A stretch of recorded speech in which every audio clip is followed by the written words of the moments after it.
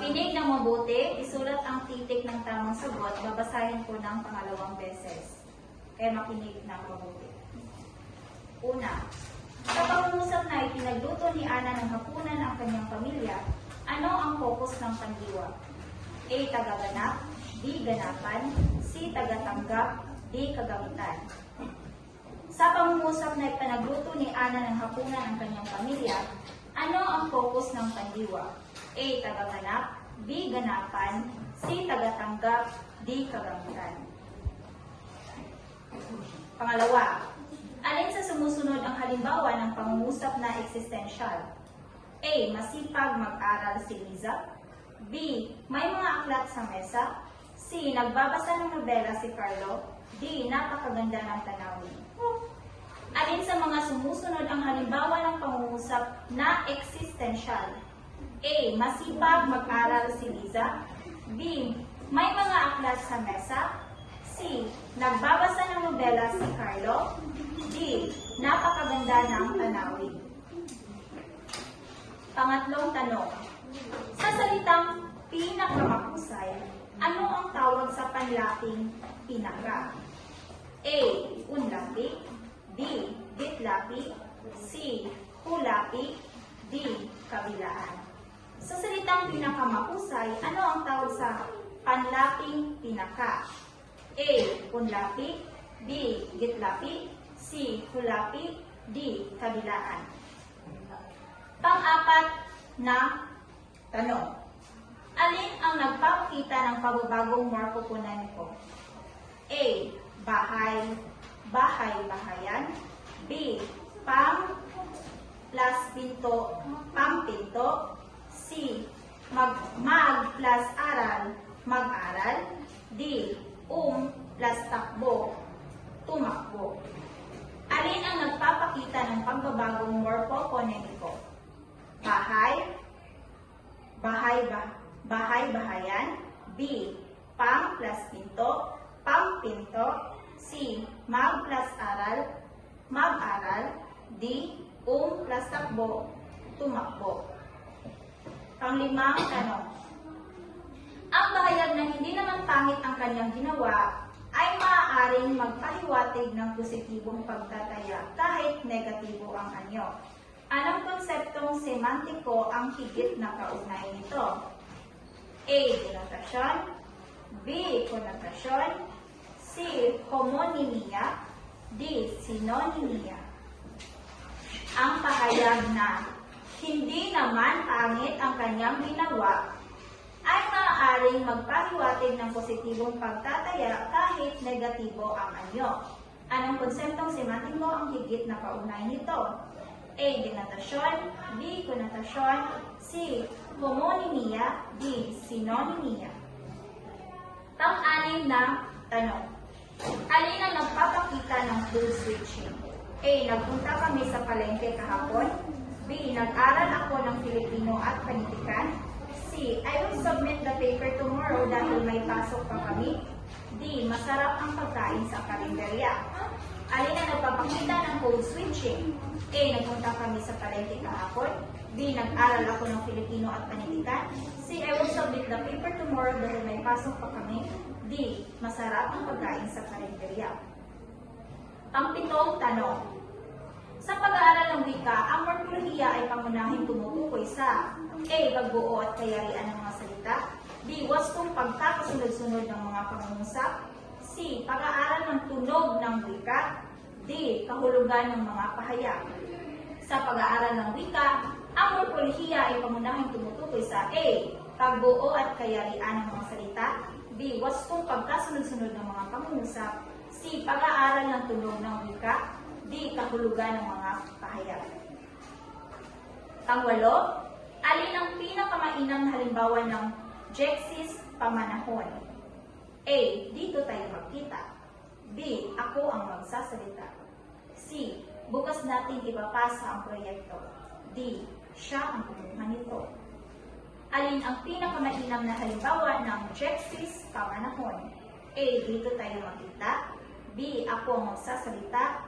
C. Bukas natin ipapasa ang proyekto. D. Siya ang kumuha nito. Pang-siyam na tanong, sa pananalita, ang pahayag na maaari mo bang isara ang bintana ay literal na tanong. Ngunit, maaari magsisilbing pakiusap. Anong konsepto ang inilalarawan nito? A. Presupposition. B. Speech act. C. Morphema. D. Phonema. Sa pananalita, ang pahayag na maaari mo bang isara ang bintana ay literal na tanong, ngunit maaari nagsisilbing pakiusap. Anong konsepto ang inilalarawan nito? A. Presupposition. B. Speech act. C. Morphema. D. Phonema. Kasampung tanong, alin sa sumusunod ang nagpapakita ng presupposition? A. Kumain ba si Pedro? B.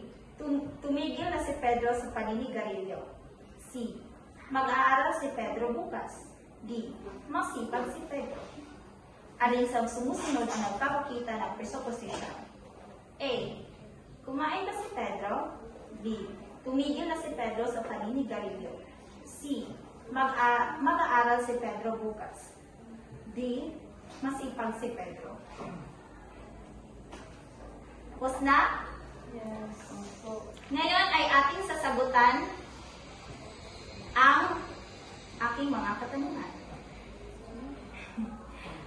At mag-rotate kayo. Counterclockwise. 1, 2, 3. Para sa unang katanungan, sa pangungusap na ipinagluto ni Ana ng hapunan ang kanyang pamilya, ano ang focus ng pandiwa? C. Tama. C. Tangga-tangga.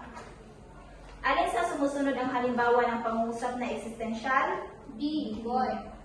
Tama. May mga aklat sa mesa. 3. Sa salitang pinakamahusay, ano ang tawag sa panlaping pinaka? Unlapi. Tama. Unlapi. Pang-apat, alin ang nagpapakita ng pagbabagong morphophonemico? Ano? Anong sagot? Sino ang nagsagot ng B? B ako. Sino ang nagsagot ng B? Tama! Dahil ang morphophonemico ay yung bang pam. Di ba? Di ba pam? Maging pam. That's pam din to. Panglima, ang pahayag na hindi naman pangit ang kanyang ginawa ay maaaring magpahiwatig ng positibong pagtataya kahit negatibo ang anyo. Anong konseptong semantiko ang higit na kaugnay nito? Anong sagot nyo? Denotasyon? B. Konotasyon. Pag sinabing denotasyon, nagsisilbi sa diksyonaryo. Konotasyon? Oo. Diba? Pang-anim, alin na nagpapakita ng code switching? Pinaka-madali lang ito. C. Yes! Tama! I will submit the paper tomorrow dahil may pasok pa kami. That's code switching. Pang-pito, sa pag-aaral ng bingka, ang morpolohiya ay pangunahing tumutukoy sa... Anong sagot nyo? C. C? Yes. C? Mali! Pagbuo at kayarihan ng mga salita. A. Pangwalo, alin ang pinakamainam na halimbawa ng Jexis pamanahon? Anong sagot nyo? C. Tama, dahil sa Bukas. Pang-siyam, sa pananalitan, ang pahayag na maaaring pangisara ang bintana ay literal na tanong. Ngunit maaaring nagsisilbing pakiusap. Anong konsepto ang inilalarawan nito? A. 3A. B. Hindi. B. Tama. Speech up. B. Pang-sampo, ang huling tanong. Alin sa sumusunod ang nagpapakita ng presupposition? A. A? C. A. C. Wala sa inyo ang nakasagot. Ang tamang answer ay B. Tumigil na si Pedro sa paninigarilyo. Preposition. Oh. Sige. Sino ang nakakuha ng perfect score? Wala.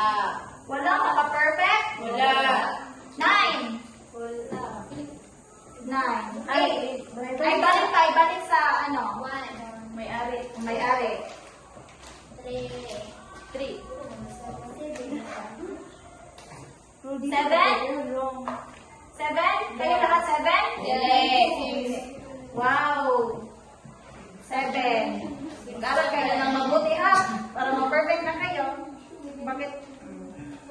Ma'am, hindi kami nagpupukyahan. Ay, dito na pala. 6.